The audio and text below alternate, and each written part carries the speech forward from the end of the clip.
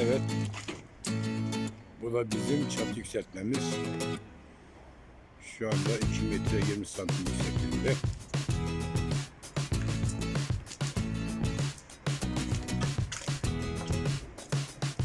Şunu alttan kaldırdık sökmeden. Direktmen yukarı kaldırdık. Böyle şunu kaldırdık. Şöyle yükseklik oldu. 2.20.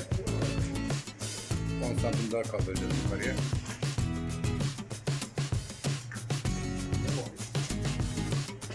Yüksekliğine bakıyorum da.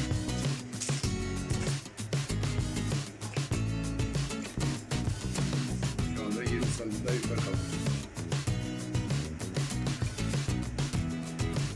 Ve altına duvar edip tak diye çatının üzerine oturtacağız.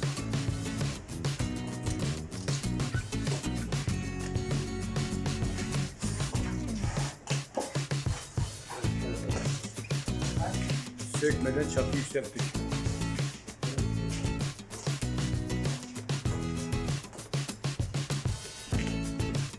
Evet arkadaşlar, sökmeden çatımızı yükselttik yani.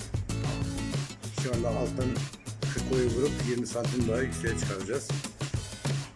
Bizim çatının yüksekliği tam net ve net 2.20. Haydi arkadaşlar, kolay gelsin. Devam edelim. Ne yapacağız? Şeyden Alyan mı oluyor?